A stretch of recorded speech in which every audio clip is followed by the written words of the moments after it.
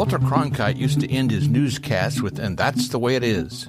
Does anyone believe media is giving us an unvarnished presentation of facts today? Hi, I'm Rex Rogers, and this is episode number 248 of Discerning What is Best, a podcast applying unchanging biblical principles in a rapidly changing world and a Christian worldview to current issues and everyday life. Years ago, when I was in graduate school at the University of Cincinnati, studying for a doctorate in political science, I selected as my doctoral dissertation topic the local Hamilton County Home Rule Initiative. This meant I not only could research the topic, I could also survey local residents for the public's view and then conduct personal interviews with leaders, pro and con, all of which I did. It was a great learning experience, and thankfully I was able to write the dissertation, defend it, and get the doctorate. During my research, I attended a few public events about home rule covered by local media. Then I went home and watched the coverage on television. This is where it hit me. For the first time, I realized how the position and angles of cameras, the words used by reporters, and the arguments offered by proponents and opponents could, and in fact did, greatly influence, if not skew, what the public saw, heard, and understood about the event. For example, I was shocked to watch one media report that used a camera angle that made it seem like only 4 or 5 people attended, when I had been there and witnessed a few dozen people. I quickly learned that reporters could easily bias, which is to say misrepresent reality, by the questions they chose to ask participants and the words they selected for their report. Changing a noun or verb, adding an adjective or an adverb could change the entire message. It's what Mark Twain once said: the difference between the almost right word and the right word is really a large matter.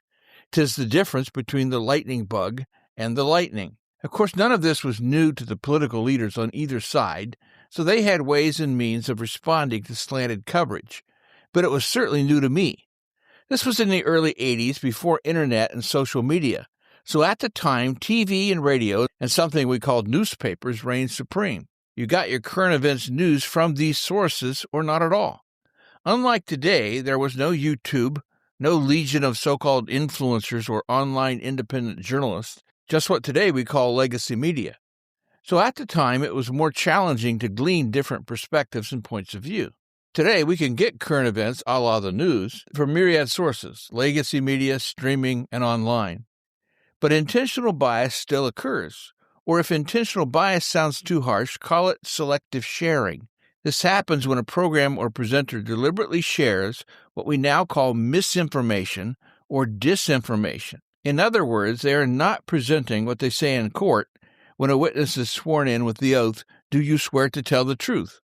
Or the presenter shares only a selected part of what happened. What they say in court, "Do you swear to tell the truth, the whole truth?" Or the presenter adds to the narrative, i.e. makes up or fabricates matters that did not happen. Or as they say in court, "Do you swear to tell the truth, the whole truth, and nothing but the truth?" Now, one of the unavoidable parts of being human is bias. No matter how hard we try, we will always see the world in a subjective manner, colored by our experiences and opinions. Though many journalists try to just present the facts, even what facts they choose to present is an indication of bias. This can become a major problem, though, when we ignore facts that are inconvenient to our worldview. Sometimes, even before all the facts come out about a specific incident, we rush to our own conclusions. This kind of so-called reporting happens every day. This is not just a liberal or progressive, that is, leftist problem. Assuredly, people on the left do this every day, but sadly, it's also a problem on the right. And then as viewers, we select what we view according to our point of view, wanting to reinforce what we think. Audiences actively seek out news that confirms their pre-existing beliefs to avoid cognitive dissonance.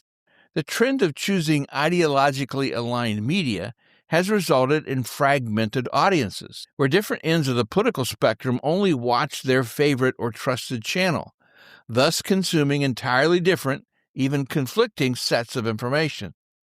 Meanwhile, journalistic sources can and regularly do present the world with a certain bias.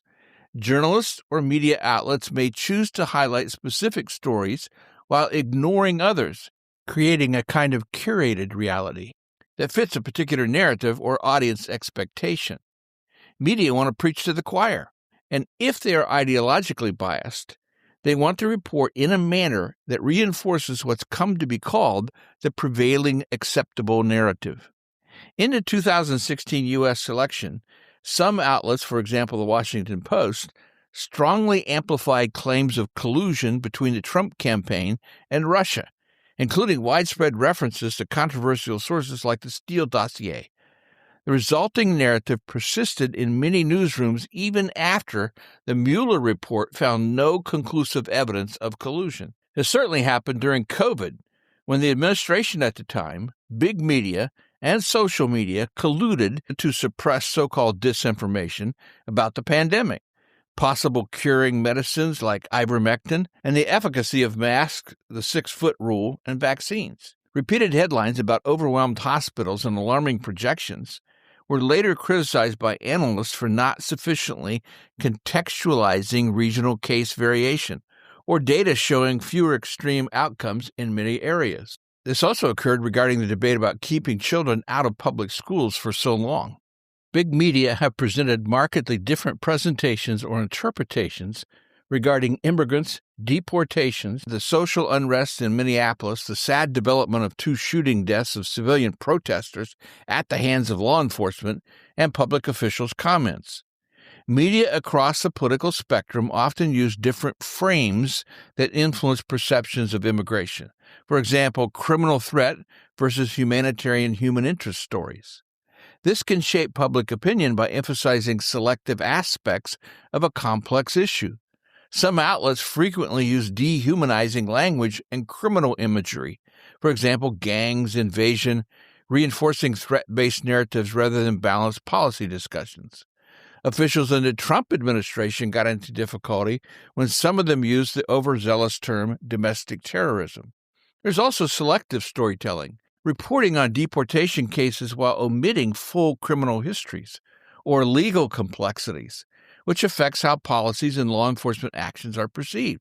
For example, several media sources refuse to use the legally recognized term illegal alien, and instead say undocumented, or asylum seeker, or border crosser, or unauthorized migrant, or new arrival, or more recently, our neighbors. Perhaps any of these terms could be defensible, but none change the law, whether an individual is here legally, and whether he or she has a criminal record in their own country.